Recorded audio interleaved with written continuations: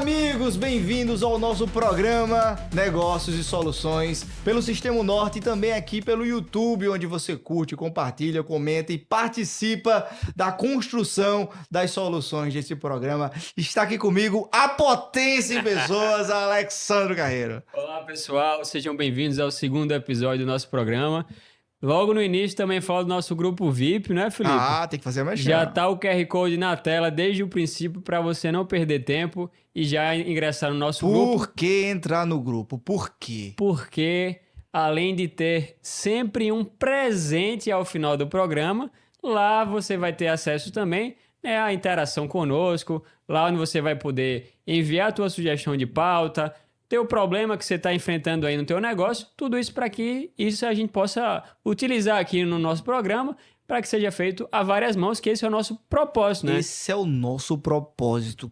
Estimular, incentivar, inspirar os gestores, os empreendedores, os líderes a trabalharem com criatividade, propósito e resultado. É isso aí, Alex. E o grupo VIP custa quanto para a galera participar? Não custa nada, você só tem que pegar o celular agora, né? Tira do bolso, abre a câmera do celular, aponta para a tela, seja para a TV ou para o computador e entra no nosso grupo. Você só tem ganho, né? Só tem ganho. No episódio passado a gente falou sobre planejamento institucional, trazendo vários exemplos explicando a importância de você ter na sua empresa propósito, missão, visão, valores, que não é aquilo que foi construído para colocar na parede, mas sim para criar uma cultura organizacional forte, que faz com que as pessoas tenham um propósito e senso de pertencimento na sua empresa. E no bloco final daquele episódio, a gente trazia alguns participantes, o Márcio, o Anderson Toscano, e eles já começaram a puxar o tema do episódio de hoje, que é a segunda parte de um planejamento. A primeira é institucional e a segunda parte é qual, Alexandre? A segunda parte é o planejamento estratégico, né? Eu lembro que Anderson falou até sobre uma frase do Alice no País das Maravilhas, né?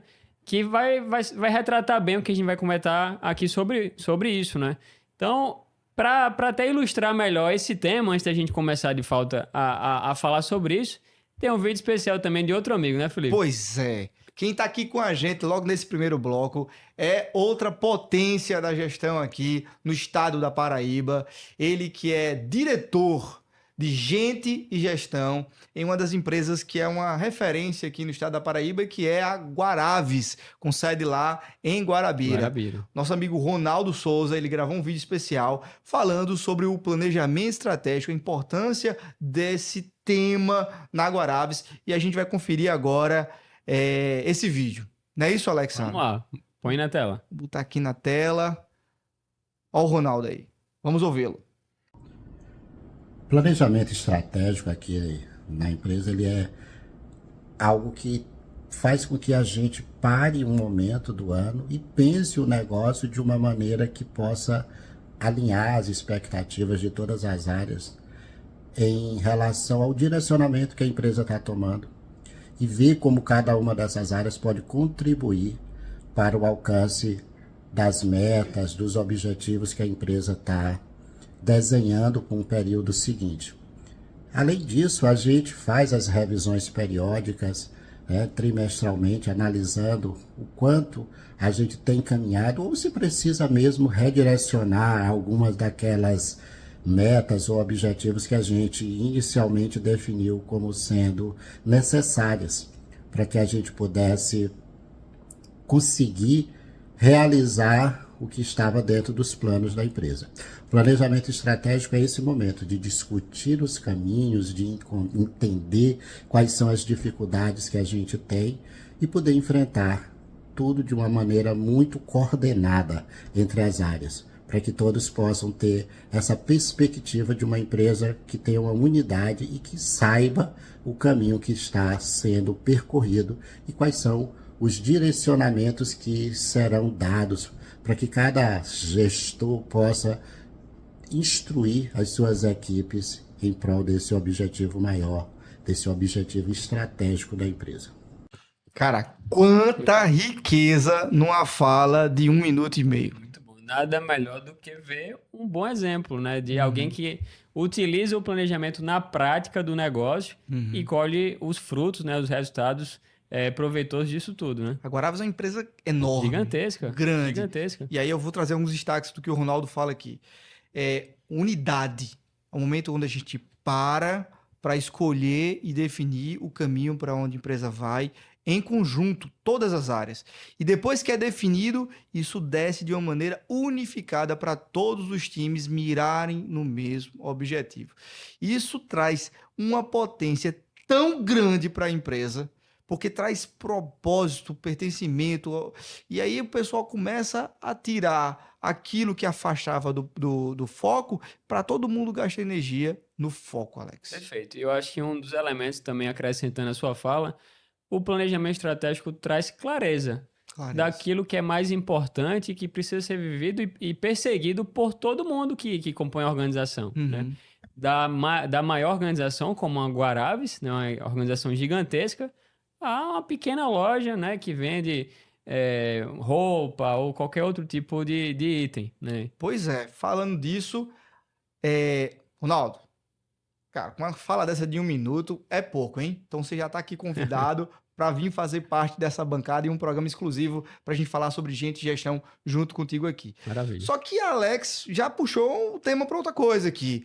A gente está falando de uma empresa muito grande, muito estruturada, mas a turma que está abrindo um negócio ou que o negócio ali está nos seus primeiros anos, como é que a gente utiliza uma ferramenta dessa que tem um grau de robustez, que muitas vezes o empreendedor está ali trabalhando, chega no final do dia cansado e sabe que é importante esse tema, mas não tem energia de estudar para aprender, para depois ensinar para o time da empresa, para implementar e depois acompanhar. Olha só essa jornada como dificulta quando você está já sem tempo e sem energia para implantar isso. Então, como é que a gente pode incentivar as pessoas e desmistificar de que isso é um caminho complexo, difícil e que talvez não valha a pena investir energia e tempo nessa frente? Perfeito. Só a tua descrição já parece algo cansativo. Pois é. Né? De tão complexo que é, mas a gente consegue reduzir muito a complexidade. Inclusive, esse é um dos nossos objetivos com o programa Negócio Soluções,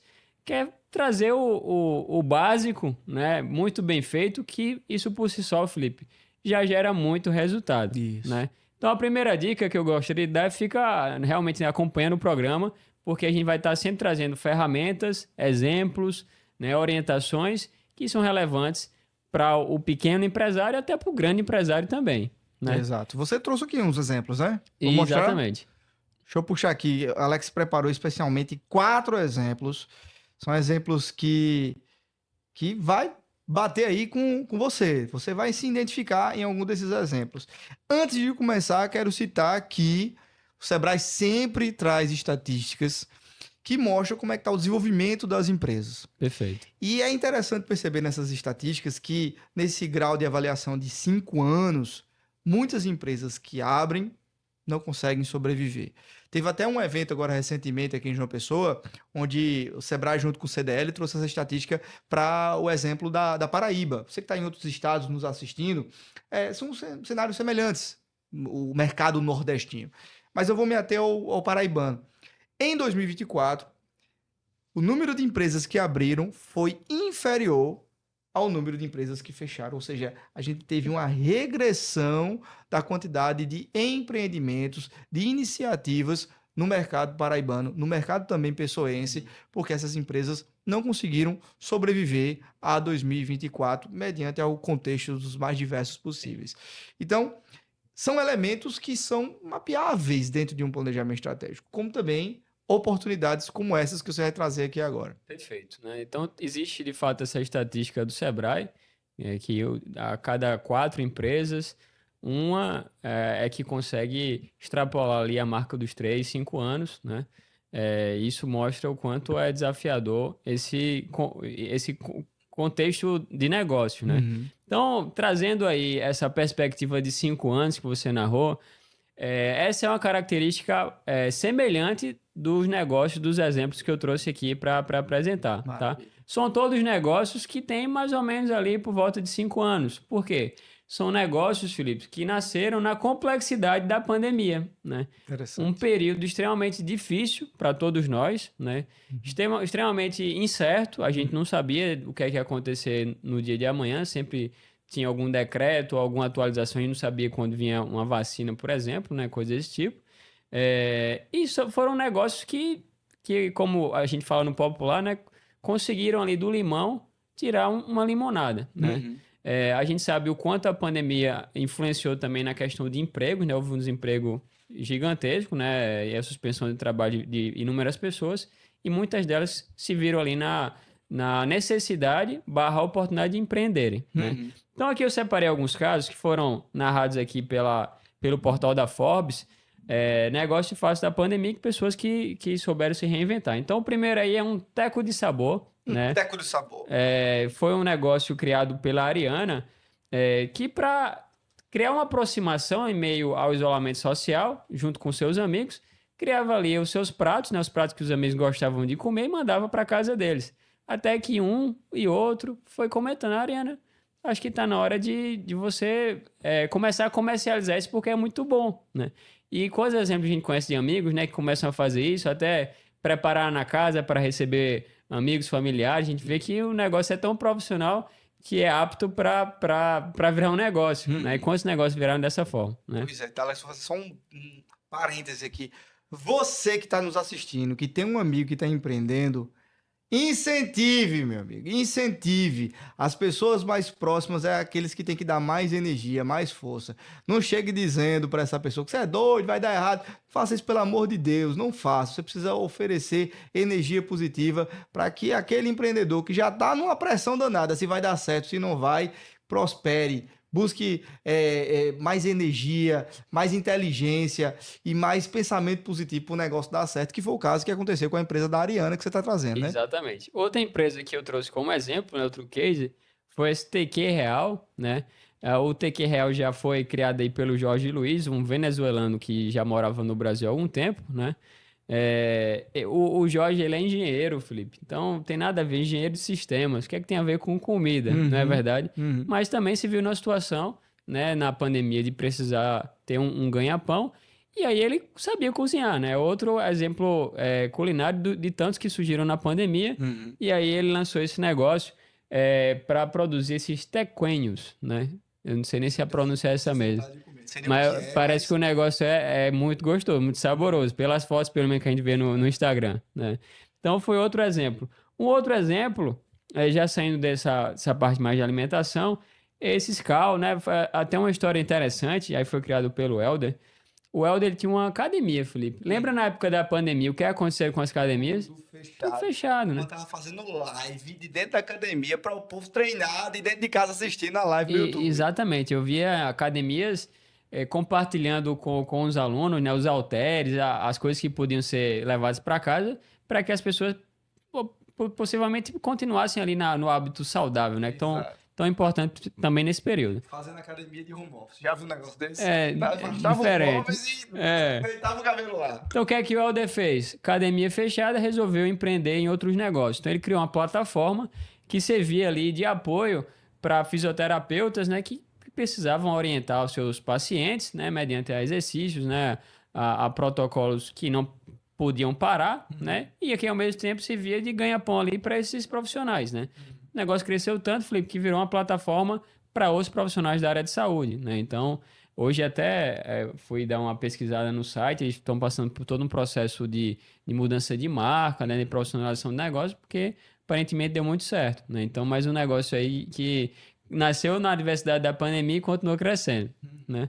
E um quarto caso de sucesso é um caso mais próximo a nós, né, geograficamente, é o caso da Mini Marcenaria. Talvez o pessoal que esteja nos assistindo já tenha tido algum contato com a Mini Marcenaria, né? Eu, particularmente, sou cliente, né? Então, a Mini Marcenaria é um negócio aqui paraibano, né, que também surgiu à época da pandemia, na comercialização, fabricação e comercialização de móveis, de certa forma projetados, mas com alguns diferenciais super interessantes. Mas eu não vou falar tanto da Mini Marcenaria, vou falar tanto não, Felipe, porque já a gente vai ter um convidado especial aqui que vai ter mais propriedade para falar sobre o tema. Pois é. Então fica aqui com a gente, porque já um dos caras que idealizou e que toca o planejamento estratégico da Mini Marcenaria vai estar aqui no segundo bloco compartilhando toda a sua experiência. Inclusive, a Mini Marcenaria está chegando à marca de 250 mil seguidores no Instagram. Exatamente. Então é um número sonoro, porque hoje a internet é um grande e vasto campo de venda. Então, seguidores, acesso, engajamento, você consegue converter isso em receita. Em resultado. Fica aqui com a gente, porque voltamos já pelo Sistema Norte e também aqui pelas redes sociais com o nosso programa Negócios e Soluções. Estamos de volta com o nosso programa Negócios e Soluções pelo Sistema Norte e também aqui pelo YouTube e redes sociais, onde você curte, compartilha, chama seus amigos para conhecer mais sobre os negócios que estão sendo discutidos aqui e principalmente Alexsandro Carreiro, as soluções. E hoje a gente está falando sobre o quê? Hoje nós estamos falando sobre planejamento estratégico, né? Uma continuação, né, praticamente do primeiro episódio. Se você ainda não assistiu o primeiro episódio, corre lá no YouTube. Imperdível! Tá incrível, né? O primeiro episódio é o pontapé inicial. É verdade. E a gente falou sobre isso lá no nosso vídeo. Então, corre lá para acompanhar. Bem, a pauta de hoje é sobre planejamento estratégico. Isso. Concluímos o primeiro bloco dando alguns exemplos, né, de empresas que surgiram a meio à adversidade da pandemia, né? E do limão fizeram a limonada, Felipe, né? E o último exemplo que nós trouxemos foi um case, né? Um case próximo a nós, né? Um case paraibano da Mini Marcenaria, que hoje nós temos a alegria de ter conosco aqui o André, que atua na Mini Marcenaria desde o princípio, né? E trouxe um pouco dessa história para que a gente fique por dentro aí de como foi a experiência de planejamento, como é a experiência de planejamento estratégico na realidade da Mini. Seja bem-vindo, André. Bem-vindo. Maravilha, Alex. Maravilha, Felipe. Um prazer imenso estar aqui nessa mesa, dividindo essa conversa boa com vocês sobre negócios, sobre soluções, sobre planejamento estratégico e sobre a história desse nosso negócio, que nasce de fato do planejamento estratégico. Eu acho que a Mini Marcenaria, ela é de fato uma construção que, ao mesmo tempo, a gente fica encantado com o resultado hoje, mas em paralelo, a gente vê que tudo foi muito planejado. Uhum. Então, assim, toda a estrutura da Mini Marcenaria que chega hoje, o resultado que a gente hoje consegue enxergar, ele foi planejado. Não foi à toa, não foi no modo aleatório. E é por isso que eu acredito no planejamento estratégico. Então, peraí, ó, estamos falando de um negócio que é um negócio comum, marcenaria, trabalhar com móveis. Quem não precisa de móveis dentro da sua casa? Então, é um produto que você já consumiu, você que está assistindo a gente. Esse produto em específico nasceu digital, sem loja física. Nasceu do Instagram, nasceu do WhatsApp. Depois veio a prosperar tendo loja física, vendedor, entrega, contato com o cliente a domicílio. Imagine a complexidade, né, Felipe? Disso tudo. Vender móvel pela internet. Pela apenas, internet. Né? Sem uma exposição. Pois é, e sem ser uma marca consolidada, como marcas que vendem imóveis há muito tempo e tudo mais. Então, como é que todo esse caminho que vocês percorreram, como é que foram as escolhas através do planejamento e as renúncias também, que faz parte do planejamento, se renunciar a alguns caminhos que talvez sejam tentadores, mas sejam desvios do que vocês estão objetivando como sucesso? Sem dúvida, Felipe. Acho que um dos principais pontos, a empresa ela nasce de algum modo do planejamento estratégico. Eu já disse a vocês. Eu tinha uma viagem marcada às vésperas da pandemia, comemorar 1 ano de casamento com minha esposa. Minha esposa, ela meio que tinha um negócio para tentar ajudar nas contas do casamento. Ela, há 2 anos antes mesmo desse primeiro planejamento, ela disse: André, arruma uma forma de eu conseguir viabilizar algum dinheiro para ajudar nas contas do casamento. E aí a gente pegou a referência. Minha sogra, ela entregava de presente para os clientes da marcenaria. Aí um ponto, né? Meu sogro e minha sogra atuavam naquele momento já há 15 anos no mercado. Uhum. Então, tudo que a gente coloca em prática e que a gente consegue de resultado vem do legado, né? Do legado, e vem inclusive do aprendizado, do apoio, de tudo isso que a gente carregou da nossa família. Uhum. A gente comenta, a gente está comemorando esse mês 5 anos de história. Mas eu gosto de dizer que não são 5 anos de história, são 20.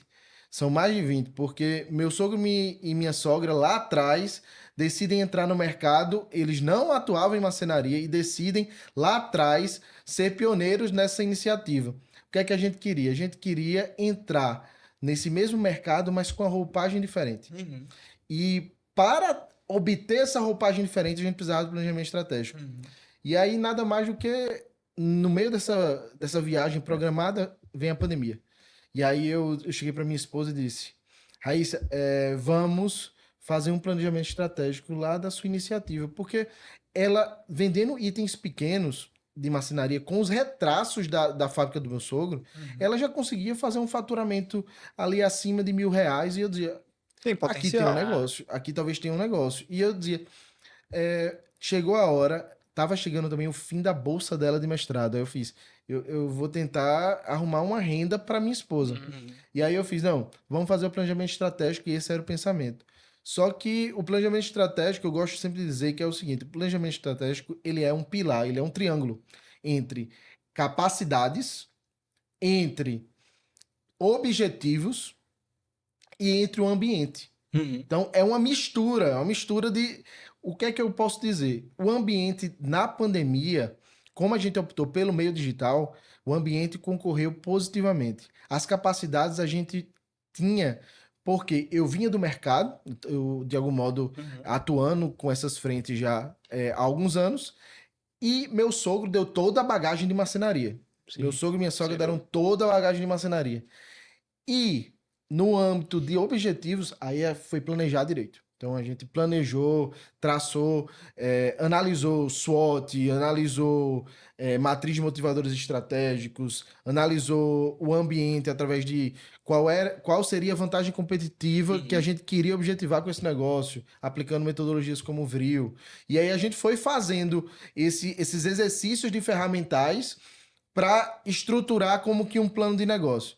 E aí, quando o plano de negócio ele é estruturado, aí a gente decide, por volta do dia 15, 20 de abril, apertar o play de fato na De 2020, né? 2020, Durante a 5 anos pandemia. atrás. A gente decide realmente apertar no play e dizer, vamos montar um negócio.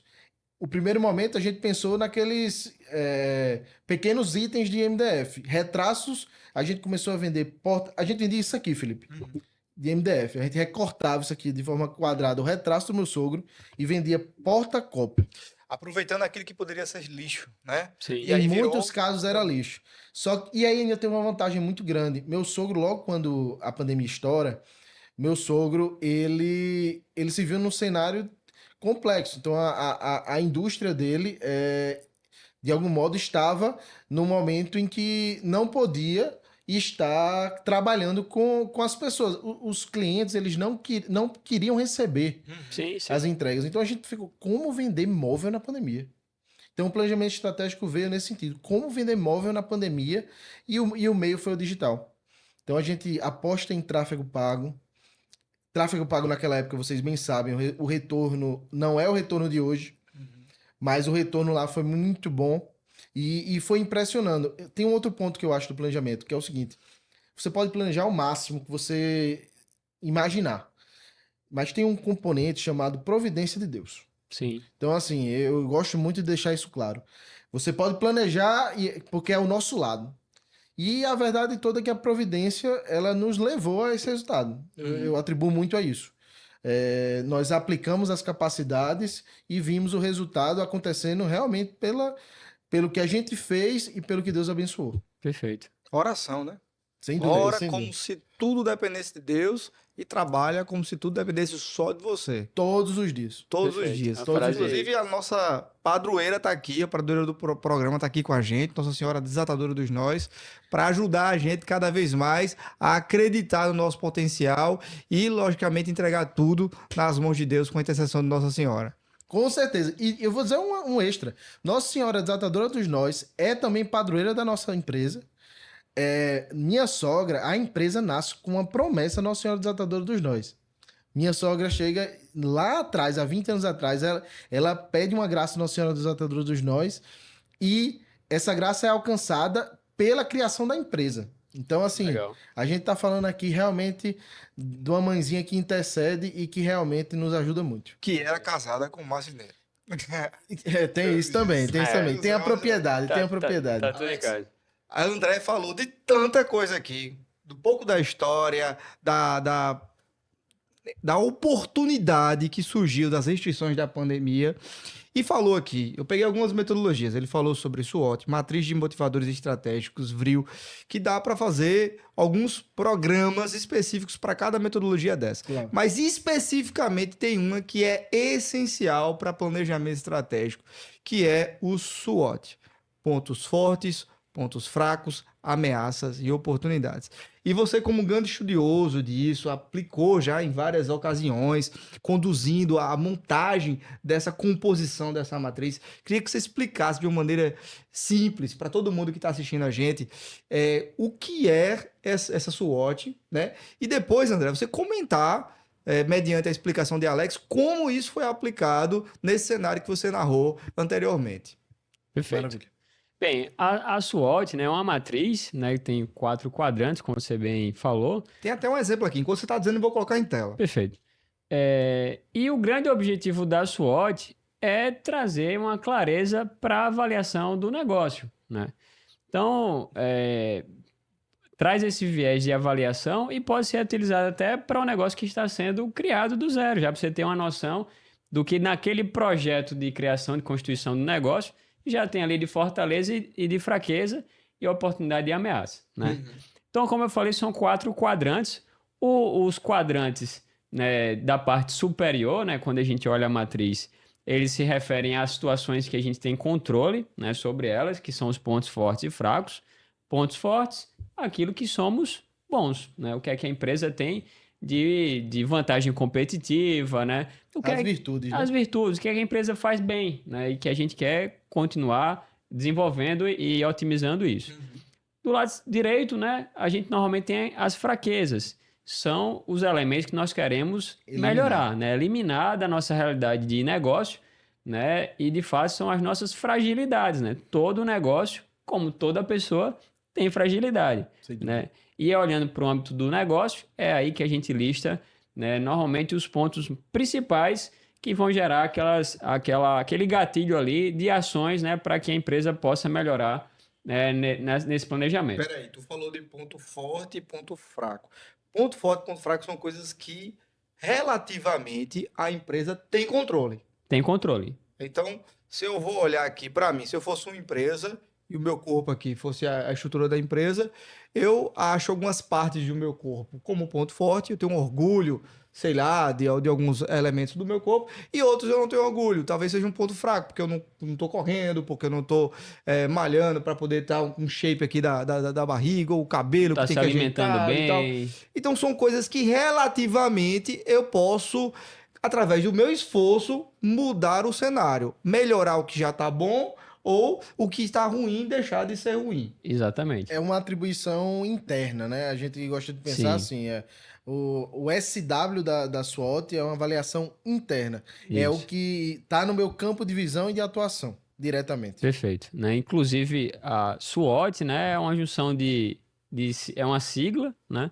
O SW, quando o André falou, S vem de força em inglês, o W vem de fraqueza em inglês, o O de oportunidade e o T de ameaça, tá? Exato. Então a gente falou da primeira parte da SWOT. A segunda parte, que é normalmente que a gente olha na parte de baixo, né, da matriz, onde a gente olha para as oportunidades e para as ameaças, que aí não. Aí são situações, né, pontos que são fora do nosso controle, né?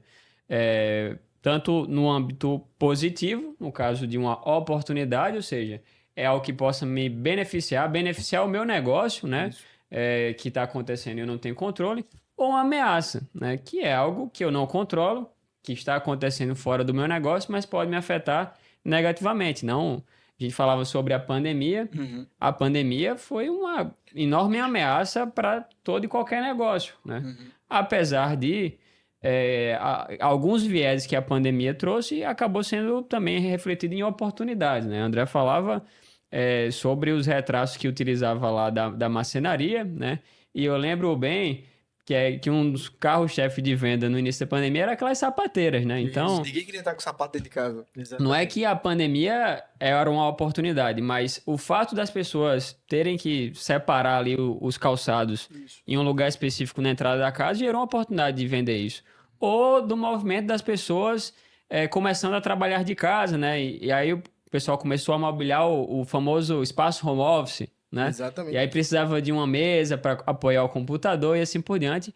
Isso gerou uma outra oportunidade. Naquele contexto, isso era uma oportunidade, a sapateira e a mesa home office. Aí vai passando o tempo, a pandemia acaba, as coisas vão entrando naquele que foi conhecido como novo normal, e a procura por sapateira diminui, a procura por elementos de home office diminui, porque o pessoal volta a trabalhar para o presencial, e aquela empresa que se agarrou naquela única e exclusiva oportunidade, que deixou de ser oportunidade, começou a ser uma ameaça para o negócio, pode, inclusive, fechar a empresa que se posicionou só para isso. E aí entra no estratégia que a gente trouxe no primeiro bloco, daquele volume de empresa que o Sebrae mostra que fechou, como aqui a gente viu também, da Paraíba, fechou mais do que abriu em 2024. Por conta disso, por não analisar cenário. Agora você falou aqui, SWOT, né? Ponto forte, ponto fraco, ameaça e oportunidade, de uma maneira simples, mas de uma maneira muito ligeira. Se o pessoal quiser se aprofundar nisso, o que a gente tem a oferecer para a turma? Bem, esse vai ser o nosso presente para esse episódio. Então, você que ainda não escaneou o QR Code que está aparecendo agora na tela, pega o teu celular, abre a câmera, aponta para a TV ou para o computador, escaneia e entra no nosso grupo VIP. Lá nós colocaremos o novo e-book. E olha, Felipe, vai ter novidade nesse e-book, tá? Dentro do e-book, a gente vai colocar um link para um vídeo com uma explicação adicional, porque a gente sabe que esse tema gera muitas dúvidas, né? Então, esse Alexandre Carreira tá uma máquina. Só para quem acessar o nosso grupo VIP lá, continuar, interagir conosco, vai ter esse presente, tá? Isso é tudo sem combinar. Ele se garantiu agora de fazer esse vídeo junto com esse e-book. E no nosso grupo VIP, que Alex está falando, André vai estar lá também no grupo para a gente trocar experiência, para poder compartilhar essas experiências e tudo mais. Esse papo não cabe só em um bloco, então você vai continuar com a gente aqui para o nosso terceiro e último bloco, onde a gente vai falar mais sobre planejamento, sobre empresa paraibana e também sobre 2025, o que esperar para esse ano e como você que nos ouve, que nos assiste, pode colocar em prática essas ideias ainda esse mês e colher frutos ainda esse ano. Voltamos já!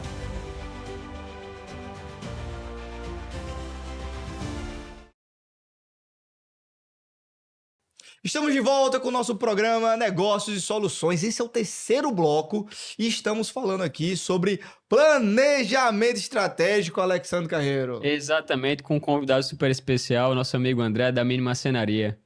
Tamo junto. E a gente encerrou o bloco anterior dando uma aula aqui de uma maneira simplificada e motivando você a querer implementar na sua empresa a famosa SWOT, que tem o termo em inglês, mas tem a simplicidade brasileira quando Alex explica e diz que vai ter e-book no grupo VIP com vídeo e tudo mais para a turma implementar de já. Tem a tradução também, né? Tem a tradução. Não traduza não. Traduza não. É porque em português fica matriz fofa. Fofa. Quem que se motiva a fazer uma matriz fofa de planejamento? Não tem condições, não. Então, pra gente pegar o gancho do bloco anterior, eu queria perguntar para você, analisando o negócio que surgiu de um planejamento, e não foi só um, ao longo desses 5 anos, foram outros planejamentos sendo feitos para poder o negócio ganhar a robustez que ganhou hoje. Dê exemplos, André, do que era naquela época um ponto forte quando vocês estavam analisando o negócio, um ponto fraco, uma ameaça e uma oportunidade. Joia. Logo no início, né, eu acho que o ponto forte principalmente estava nas capacidades. Então, de fato, a gente tinha uma fábrica que já operava há 15 anos, que já tinha fornecedor, que já tinha maquinário, que já tinha colaborador, então isso já ajudou bastante. Já tinha muita lição aprendida, né? Muita lição aprendida e principalmente lição aprendida a ser corrigida. Então, isso foi eu vivo comentar, assim, coisa que a gente aprendeu foi o que não fazer, inclusive. Perfeito. Então, o segundo ponto era a minha experiência no mercado, então eu já atuava nesse meio digital e já tinha feito alguns projetos parecidos, então isso ajudou a impulsionar o projeto. Então, eu acho que esse componente de capacidades, junto com a circunstância digital, que aí é até oportunidade, né? Isso. Já é a oportunidade, a circunstância estourar, que a solução para os meios, para os negócios na pandemia ser a digitalização, Perfeito. me ajudou. Sim. Então, o que eu fiz, a pandemia ela não foi uma oportunidade para mim, mas a solução à pandemia ser o digital foi a oportunidade para mim. Então, nesse exemplo, você deu já exemplos aqui voltados para ponto forte, ou seja, teve um repasse de conhecimento da empresa, da família, a empresa matriarca, digamos assim, que impulsionou o crescimento e o surgimento da mini marcenaria. Isso. Então, todo esse apoio é um ponto forte, junto com seus conhecimentos de mercado, que aí aproveita da oportunidade de mercado, as restrições do pessoal estar dentro de casa, querendo mobiliar a casa e usando muito internet, e você sabendo usar a internet para vender. Agora, vamos para o lado mais vermelho do negócio, que são os pontos fracos e as ameaças. Os pontos fracos, quando você tem um negócio que estava sendo montado, o ponto fraco ele vai acontecendo no dia a dia, né? Todo dia você vai conhecendo um ponto fraco. Então aí você começa a entender que o seu processo, ele, analisando pela jornada do cliente, ele tem uma fricção na venda. Então a gente via que tinha esse problema. Eu tinha uma fricção no prazo de entrega. Aí eu comecei a entender que eu tinha uma fricção no acabamento e na embalagem. E todos esses pontos, eu tinha uma fricção na forma de pagamento. Eu tinha uma fricção em como ler o pedido do cliente digitalmente, porque eu não tinha conversa com ele tete a tete. Então, como ler esse pedido do cliente e proporcionar, numa conversa, às vezes, de WhatsApp, a solução. Então, esses eram os pontos que eu tinha. A fricção era o principal ponto a ser resolvido. E a gente só aprendeu isso com o dia a dia. Ouvir na o rotina. cliente para poder melhorar o processo, absorver tecnologia, Sem porque dúvida. de certa maneira a empresa começou ainda sem tecnologia, utilizando o que se tinha ali gratuitamente, né? Se aprende no início, pegando, amassando barro. A verdade é essa. Boa. Amassando barro. Então, assim, Barriga no balcão. somos 4 sócios. Que aqui também, todo o mérito do negócio são dos 4. Perfeito. Eu, minha esposa Raíssa, que começa a ideia lá atrás, Sérgio Neto, que é meu cunhado, e hoje é a pessoa, diretor de compras, apoia na produção, tem todo o maquinário fica sob responsabilidade dele, que é uma parte muito importante da indústria. E Lucas, que é meu irmão.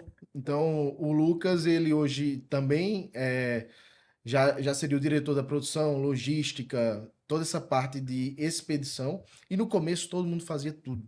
Eu digo para vocês, o meu irmão ele vendia e meu cunhado entregava ao mesmo tempo que carregava o caminhão para entregar o pedido ao cliente.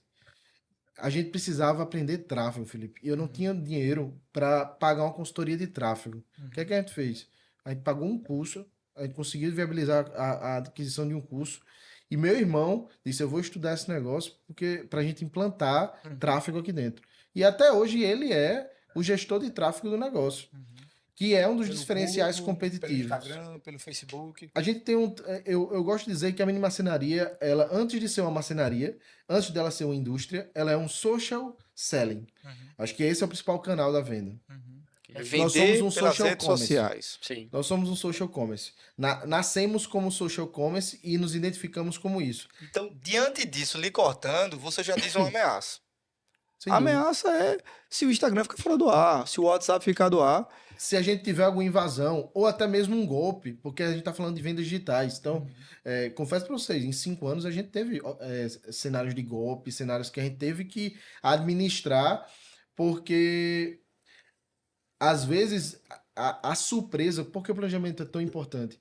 Porque ele lhe posiciona num plano de risco. Perfeito. Pensa na ameaça. Se eu tenho um conhecimento da ameaça, eu tenho um plano de risco para essa ameaça. Exato. E a verdade toda é que quando você não faz, você está exposto a muito risco. E aí você termina num vacilo, às vezes num problema simples, ele se torna muito grande e você termina perdendo seu negócio. Exato. Essa é a melhor definição quando a gente olha para esse universo externo, né? Olhando para a ameaça. De fato, todos os negócios têm risco, né? A nossa vida tem risco, né? Como pessoa física. Isso. Né? E por isso que é importante a gente estar de olho nessa questão também. Aí me fala uma coisa, André. Quando a gente fala, às vezes, sobre planejamento estratégico, pode ter alguém que acha que é um negócio engessado, entendeu? No sentido de Muita gente. vou lá, planejo, e aí aquilo lá tá, enfim, prego batido, ponta virada, e não pode mudar, né? Mas a gente estava falando de um planejamento que surgiu em meio à pandemia que a gente não sabia o dia de amanhã, né? Tinha que mudar. A todo momento surgia um decreto novo, né? A hora podia abrir loja física, a hora não podia, a hora tinha que mudar alguma regra até no processo de entrega na casa do cliente, né? E impossível um negócio ficar engessado, até porque quando o negócio é engessado, ele é lento, Isso. né? Essa é uma grande conclusão. Então, como vocês, né, durante essas experiências com planejamentos, hoje, 5 anos depois, né, não foi apenas um ciclo de planejamento, foram vários, como vocês foram aperfeiçoando também o planejamento de vocês e também se adaptando ao longo dos ciclos a essas necessidades do momento. Show de bola. Eu julgo que o planejamento ele ajuda muito a gente a vencer ciclos. Então, eu diria que o primeiro ciclo da pandemia foi um ciclo vencido. Você bem falou, acho que no bloco anterior. Se você tivesse se mantido somente vendendo sapateira e mesa home office, talvez a empresa não existisse hoje, Felipe. Então a gente teve que se reinventar. Isso. Eu gosto de falar, é uma premissa que o mercado fala muito, mas eu gosto de que a gente internamente, dentro da mini marcenaria, nós sejamos o pessoal que vai matar o nosso próprio negócio por um melhor. Então, e é o planejamento, é o ferramental para isso. Então, é toda vez se reinventando e fazendo aquela mudança de que não faz sentido mais. E é quando a gente passa o ciclo, a gente faz. Não fazia sentido estar daquele jeito que a gente estava. E a gente muda. A gente já viveu o ciclo de vender somente digitalmente. E há um ano atrás, exatamente um ano atrás, eu faço um planejamento. E o planejamento ele indica que o posicionamento da marcenaria se daria por lojas físicas, expansão geográfica e lojas físicas. E isso foi fundamental para o ciclo de lojas físicas. Se eu analisar, eu estou completando 1 ano da minha loja no Retão de Manaíra. Uma mini loja. Eu gosto muito do nome da mini marcenaria, porque, de fato, nós tentamos trazer o branding do mini. Nós temos orgulho de ser pequeno, porque de fato nós hoje temos uma estrutura, temos colaboradores, a empresa cresceu muito, está se montando um escritório. Nunca imaginei que a gente poderia ter pessoas que estariam ocupando as nossas cadeiras. Isso é fantástico. Porém, nós temos esse tom de ser pequeno, que no pequeno eu tenho mais agilidade. Perfeito. Aí eu complemento aquele ponto que você falou. Quando eu estou engessado, e às vezes, quando eu sou muito grande, eu tenho dificuldade de correr. Porque eu sou pesado, eu tenho dificuldade de correr. Sim. Se eu vou para a realidade de ser pequeno, eu tenho agilidade. E eu acho que é nisso que a gente aposta. Sim. Nessa agilidade.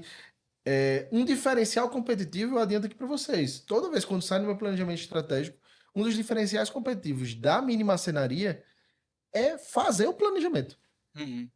Porque eu sei que, eu garanto a vocês, poucas marcenarias, seja no nosso estado, seja no Brasil como um todo, param e se preocupam com isso. Investem em tempo nisso. Investem em tempo. Não tenho tempo, eu tenho que entregar o projeto, eu tenho que entregar os meus pedidos, tem imóvel demais. Aí nesse engano, nesse auto-engano, você nunca consegue resolver o problema na raiz. Exato. E o planejamento, eu gosto de tratar ele também como uma cirurgia. Sim. O planejamento ele é uma cirurgia para um problema de saúde que sua empresa enfrenta. Sim. É através dele que você consegue corrigir de fato e do ponto inicial do ciclo caminhar por um caminho mapeado, diagnosticado, sim, pronto para dar o seu melhor resultado. Priorizado. Priorizado. Que é um grande desafio para todo gestor. Planejamento é priorização, sim, é acompanhamento, pessoal. Então, assim, eu tenho que acompanhar. Sim. O ponto é, se eu deixar solto, ele vira um papel, um relatório muito bonito. Perfeito. E isso não funciona. A gente falava até no episódio passado, né? De empresas que às vezes definem ali a missão, a visão, os valores, emolduram e colocam na parede e acham que estão fazendo um belíssimo trabalho. A gente sabe que não, né? Um efeito de manada. Todo mundo bota porque... Não, porque você botou, porque todo mundo botou. Exato. E aí esse ponto que você coloca é muito relevante, né? E aí eu queria saber, né, na realidade de vocês, primeiro ponto, como vocês priorizam aquilo que de fato é mais importante, né? Porque imagina a cabeça do gestor, ele quer fazer 1001 coisa, mas não consegue fazer 1001. Não existe recurso de tempo, recurso humano, recurso financeiro para fazer tudo, entendeu? Sem dúvida. Então tem que fazer aquilo que é mais importante. E aí o que é mais importante pode ser aquilo que é mais importante para gerar aumento de receita, redução de custo, melhoria de eficiência operacional e tantos outros viés. Satisfação do cliente. Satisfação do cliente. Então, primeiro ponto, como vocês priorizam aquilo que é mais importante.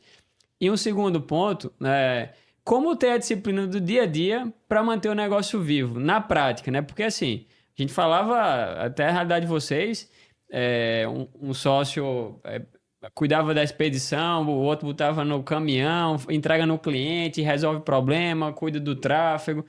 É atribuição demais para os sócios. E tem gestores que não tem sócio, né? Que atua sozinho no negócio, muitas vezes com seus funcionários ali, ou até empresa que só tem uma pessoa que é o próprio fundador, presidente, colaborador, o equipe, né? Que a gente brinca.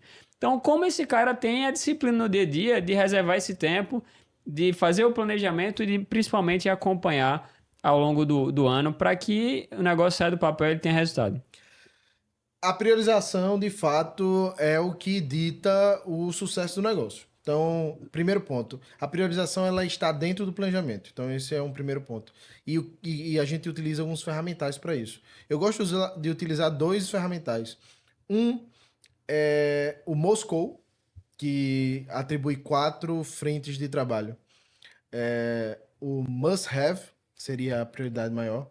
O should have, que seria a segunda prioridade. O could have, que eu poderia fazer, seria a terceira prioridade. E o quarto é won't have now, não é para agora. Então, essa é uma metodologia. E a outra metodologia que a gente usa muito é o ICE Score, que avalia 3 grandes frentes de priorização. Primeiro, o impacto de qualquer ação ou iniciativa ou projeto dentro do negócio. O segundo ponto é a confiança. Então, qual é a confiança que eu tenho que aquilo vai dar certo? Qual é a confiança que eu tenho que aquela iniciativa ela vai gerar resultado? E o terceiro é a facilidade. Vem o easier, facilidade. Então, qual é o nível de facilidade dessa iniciativa? Porque às vezes a gente tem muitas coisas. Eu já conversei muito contigo, Felipe. A questão dos quick wins seria os ganhos rápidos. Estão às vezes à nossa frente, com facilidade, com alto impacto, com uma confiança altíssima que vai dar certo, e a gente, às vezes, por não fazer um planejamento ou não priorizar, a gente não consegue enxergar. Deixa escorrer pelos Não consegue enxergar. E esse é o ponto. E sobre o acompanhamento no dia a dia. Sim. É um exercício que você precisa criar cerimônia. Então, você tem que criar cerimônia para fazer os checkpoints. O que é cerimônia? Cerimônia é uma reunião, simplesmente, onde você sai fazendo checkpoints de acompanhamento. Então, peraí, só um minutinho. Você tá lá na gestão da empresa, Isso. acompanhando a operação, Mas você tem que separar os 2 papéis. O papel do cara que está lá na operação e o papel que o cara que está levando a empresa para o futuro. Porque muitas vezes a turma está só na operação e por isso que não existe um timoreiro guiando o planejamento. Então, o que você está dizendo é que existe... Você tem que colocar dentro da sua rotina reuniões para que você exerça o papel de timoreiro, de gestor. O guardião que faz com que aquele tempo investido no planejamento não for um tempo em vão. E, sobretudo, eu vejo que não necessariamente eu tenho pessoas que estão no operacional ou pessoas que estão no estratégico. O que eu conduzo, que eu até falei mais cedo, precisa amassar barro no começo. Então, é o cara do operacional que vai tocar o estratégico. Isso. No começo tem que ser você assim. tem que dividir o tempo para isso. E é esse mesmo cara. Então, com a gente aconteceu dessa forma. Nosso corporativo foram os 4 sócios. Mas a nossa operação também eram os 4 sócios, claro, com apoio na fabricação dos móveis. Então, de algum modo, a gente precisa ter esse trabalho de dosar e analisar o tempo. Eu preciso deixar dedicado uma reunião específica. Talvez eu não consiga ter reunião todo dia, mas eu preciso minimamente ter uma reunião a cada semana, a cada 15 dias. Eu acho que esse é o principal ponto. Perfeito. Perfeito. Pois é, o papo tá bom demais, mas a gente precisa finalizar esse episódio. Cara, André, maravilhoso ter aqui você com a gente. Vamos trazer André novamente aqui. Já ele tá fixo aqui. Tem muita Já, história pra gente contar ainda aqui, né, André? Maravilha, não, com certeza. Acho que a gente já tocou muitos projetos juntos e foi um prazer estar aqui. Eu agradeço o convite de vocês, agradeço a oportunidade de estar falando de mini marcenaria. Convido todos, eu gosto sempre de dar o recado: link da bio ou mini lojas. Pois é. Confira os nossos móveis, confira o nosso modo de produzir, de fabricar, que de fato são 5 anos. Hoje eu conversava com a equipe, são 5 anos que a gente não está olhando tanto para a gente está olhando para as relações humanas que a gente teve com os nossos clientes, com os nossos colaboradores. Então, um agradecimento ao time como um todo, agradecimento a vocês por ter esse convite e essa oportunidade de falar de Mini, falar... A gente gosta de dizer sempre uma frase que eu concluo aqui, assim: o nome da empresa é Mini, mas o sonho é gigante. Muito bem, negócios e soluções pelo Sistema Norte e também aqui pelo YouTube, onde você compartilha, curte, comenta e participa disso tudo. E logicamente, você que ficou com um gostinho de quero mais, desse papo gostoso, com a inteligência de André aplicada ao negócio dele, com todos os conselhos e ferramentais que Alex traz aqui pra gente, nós podemos dar continuidade a tudo isso. Aonde, Alexandre Carreira? No nosso grupo Vive, pessoal, lá no WhatsApp. Escaneia agora, né? Mais uma vez, dou essa dica. Olha para a tela, pega o celular do bolso, abre a câmera do celular, aponta aí para a tela, seja para a TV ou para o computador, e não perde tempo. Participe conosco lá, estaremos todos juntos. Você vai ter acesso também a esses presentes, né? Que a cada episódio nós estamos lançando, que é sempre uma metodologia, uma ferramenta, né? Que, se utilizada no seu dia a dia, com certeza vai dar bom resultado. Afinal de contas, não são metodologias criadas hoje, né? São metodologias que já são utilizadas pelas maiores empresas do mundo e também pelas menores de mais sucesso que a gente vê por aí. Quanto custa isso, Alex? Não custa nada, custa o teu tempo de entrar no grupo VIP. É isso, pessoal. Exatamente. É isso. Lá no grupo VIP vai estar, André, vai estar o ferramental dos episódios anteriores, desse episódio. Estaremos lá para tirar dúvidas, tudo isso em prol do propósito desse programa, que é fazer com que essas soluções se transformem em realidade para o teu negócio. Então a gente agradece a tua audiência, a tua paciência, o teu apoio aqui. Agradecemos também ao Sistema Norte, que está levando esse programa para muitos estados do Nordeste. E a gente se encontra em breve no próximo Negócios e Soluções.